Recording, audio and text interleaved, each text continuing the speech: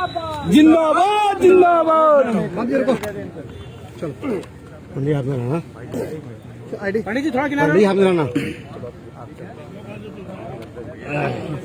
किसान कांग्रेस के यहाँ पे किसानों का सम्मान का एक कार्यक्रम है, किस तरह का कार्यक्रम है? किसान लगातार आंदोलन कर रहे हैं। हाँ, यहाँ नई टीम बनी है, मैं भी उनको बधाई देने आया हूँ।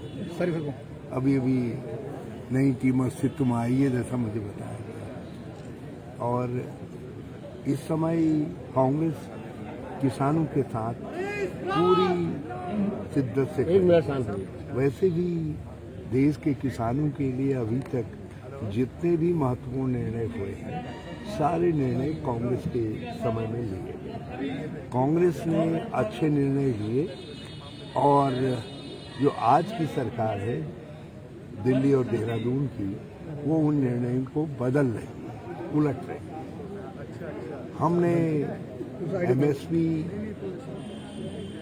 मंडी सिस्टम, सरकारी खरीद तंत्र जिसको एफसीआई आदि के नाम से जाना जाता है, और सार्वजनिक वितरण प्रणाली जिसमें सस्ते गले की दुकानें हैं, ये तंत्र स्थापित किया। लेकिन दुर्भाग्य से जो आज की सरकार है, इस तंत्र को नष्ट कर देना चाहती है। तो ये जो तीनों कानून हैं, ये किसान खेती दोनों के खिलाफ हैं और उपभोक्ता के भी खिलाफ हैं। क्योंकि एक बार यदि सरकारी खरीद खत्म होगी, मंडी और एमएसपी समाप्त हो गया, तो फिर सस्ते गल्ले की दुकानों के लिए गेहूं चावल नहीं मिलेगा। और जब सस्ते गल्ले की दुकानों के लिए गेहूं चावल नहीं मिलेगा, तो फिर सस्ता गल्ले की वितरण प्रणाली, जो सस्ता गेहूं चावल मिल रहा है, वो भी समाप्त हो जाएगा। तो मोदी जी अपने कुछ मित्रों को, जो पूंजीपति मित्र हैं, कॉर्पोरेट हाउस, अडानी, अंबानी आदि नामों से देश उनको जानता है, उनके खजाने को भरने के लिए गरीब के पेट को काट रहे हैं और किसान के पेट पर लात मार रहे हैं। सर, कांग्रेस अपने फ्रंटल संगठन को एक्टिव कर रही है और विशेषकर जो आपका किसान जो कांग्रेस है, उसको आप बेहद एक्टिव कर रहे हैं। ऐसा क्यों कि क्या ये किसान बिल का फायदा उठा रही कांग्रेस? देखिए, हम राजनीतिक दल हैं और किसानों के साथ हमारा हमेशा एकात्मकता रही है।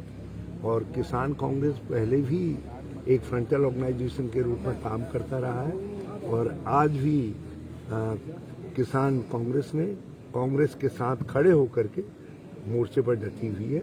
इसके लिए यहाँ नैनीताल में पहली बार शायद अस्तित्व में आई है। संगठन अभी अभी नया बना है, तो मैं उनको बधाई देने। सर, आप लगातार सीएम चेहरे की डिमांड, बहुत मजबूत दिखाई दे रही है सर। बाद में कांग्रेस के कद्दावर नेता भी सर, आप असल में ऐसे देखने के बाद फिर देखते हैं, आप सीधे हमारी तरफ नजर करिए तो आपको हमारी। सर, आप लगातार सीएम का चेहरा घोषित करने की मांग कर रहे हैं, लेकिन अभी तक नहीं किया गया। प्रदेश के जेल हैं, उसमें आईपीएस अधिकारियों की तैनाती की है, जबकि जेल कैडर के अधिकारियों को साइडलाइन कर दिया गया है।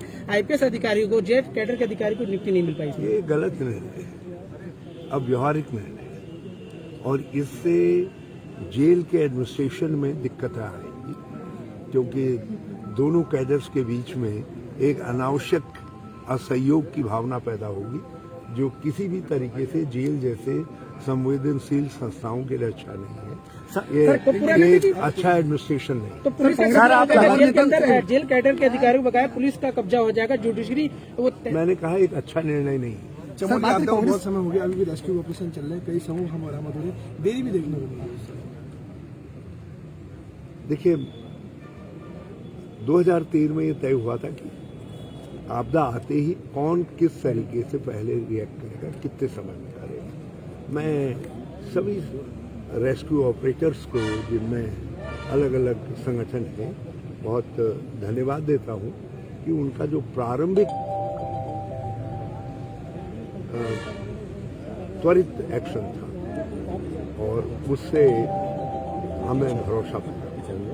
लेकिन बाद में कोऑर्डिनेशन के अभाव में मशीनरी आदि का ठीक तरीके से व्यवस्था न हो पाने और लेआउट प्लान जिस स्थल पर आप रेस्क्यू ऑपरेशन कर रहे हैं वो उपलब्ध न होने, कुछ और कारणों से जो है पूरा ये विलम्ब हुआ। जिससे हमारे राज्य की शान जो है, जो हम समझते थे 2014 में जो उत्तराखंड ने एक भावना पैदा की थी कि हम असंभव को भी संभव कर सकते हैं, इस बार हमें आगे के लिए विचार करना पड़ेगा कि ऐसी कमी क्यों रहे। रावत जी, 2022 के लिए विधानसभा चुनाव के लिए चेहरे वाला मामला कहीं ना कहीं अब थमता हुआ दिखाई दे रहा है। आप लगातार डिमांड कर रहे हैं सर सीएम का चेहरा घोषित करने की, लेकिन आला कमान नहीं कर रहा है। प्रदेश प्रभारी ने भी कहा है 3 ही चेहरे होंगे, आप लगातार डिमांड कर रहे हैं सर। देखिए, मैं उन्होंने भी जो कुछ कहा है वो बिल्कुल जो एक व्यवस्था है कई राज्यों में उसी अनुसार कहा है, लेकिन मैंने भी जो कहा है वो समय की चुनौती के अनुरूप है। आप देखिए, यही अभी अभी बिहार में एक चेहरा गठबंधन ने तय किया और उसका परिणाम ये रहा कि जहां ये कहा जा रहा था नीतीश भाजपा बिल्कुल स्वीप कर रही है, तो उनके लिए अपनी सरकार बचाना मुश्किल हो गया। सर, प्रदेश तो आप पहले बात तो सुन लो। जो मोदी फैक्टर है, मोदी फैक्टर चुनाव में प्रभावी न रहे, उसके लिए आवश्यक है कि भाजपा के स्थानीय चेहरे के खिलाफ कांग्रेस भी अपना स्थानीय चेहरा आगे। तो रावत जी, क्या आप अभी भी जो मेरा सुझाव है वो एक सैद्धांतिक प्रश्न है, सैद्धांतिक सवाल है, और मैं समझता हूँ आज नहीं तो कल पार्टी उस पर अमल करे। तो आप अपनी बात पे अभी भी अडिग है। मैंने कहा कि आज नहीं तो कल पार्टी उस पर अमल करेगी। यानी हम आपका चेहरा तय माने। हमको भाजपा की मोदी मोदी मोदी रणनीति का मुकाबला करने के लिए स्थानीय इश्यूज को आगे लाना पड़ेगा, और स्थानीय इश्यूज तभी आगे आ पाएंगे जब स्थानीय चेहरे आगे आए। स्थानीय चेहरे पे आप सबसे बड़े कद्दावर चेहरे हैं कांग्रेस के। बिल्कुल बिल्कुल मेरी समझ से बात यहीं पर गड़बड़ा रही है। सर बात करें कांग्रेस के कद्दावर नेता को पंजाब में आज नगर निगम के विद्यार्थी आ रहे हैं, कांग्रेस ने वहाँ थोड़ा बढ़ोतरी की, यहाँ प्रभारी नहीं। थोड़ी बढ़ोतरी नहीं की है हमने, करीब क्लीन स्वीप है। एक आध जगह मजीठिया इत्यादि में हो सकता है अकाली जीत जाएंगे क्योंकि वो अकाली स्ट्रांग होल्ड है, लेकिन बाकी सब जगह कांग्रेस जीतेगी और भाजपा अकाली दोनों साफ। तो ये क्या और किसान आप हाफ ही नहीं रहेगी बल्कि आप भी उनके करीब साफ। किसान आंदोलन का सब मानते रावत जी। सर, बात करें कांग्रेस के कद्दावर नेताओं को बीजेपी में शामिल होने की चर्चा है, आप राष्ट्रीय नेतृत्व पता चलता है धक्का मत दो इस तरह से क्या सर, कांग्रेस के कोई कद्दावर नेता को बीजेपी में शामिल होने की चर्चा है चल पूरे प्रदेश में, आप महासचिव होने नाते कुछ आप जानकारी है, कुछ इस तरह से क्या कहेंगे आप? कांग्रेस का कोई व्यक्ति नहीं जाएगा जो कांग्रेस में है। आज की चुनौतियों में कांग्रेस का जो कांग्रेसमैन है या वो जो है भाजपा में जाने की सोच नहीं सकती। सर एक सवाल पंजाब को लेकर के है, आप पंजाब के प्रभारी हैं।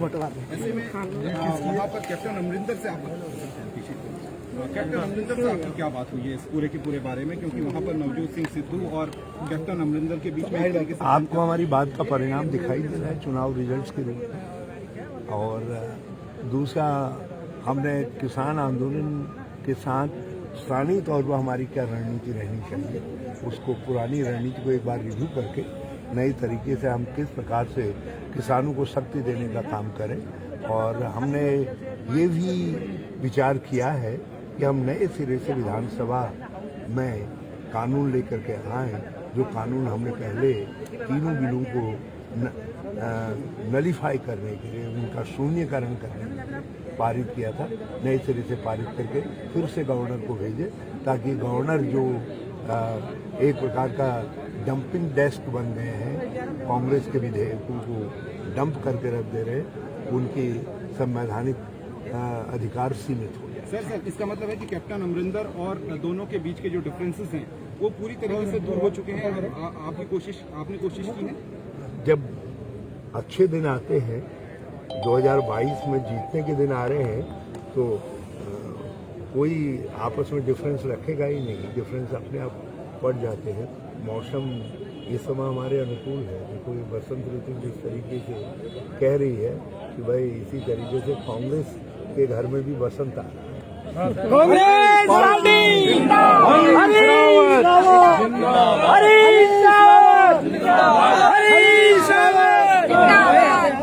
बात करें, आज आप किसान सम्मान समारोह यहाँ पर कर रहे हैं। सवाल ये उठ रहा है कि 2022 का चुनाव नजदीक है और आखिर आपको आखिर शरण में ही क्यों याद आती है किसानों की? सर, किसान, नौजवान और श्रमिक, ये तीनों के लिए कांग्रेस प्रतिबद्ध रही, आगे भी रहेगी। 2022 का चुनाव कांग्रेस किस तरह से देखेगी जब समय कम है? हम जीतेंगे, हमें पूरा विश्वास है।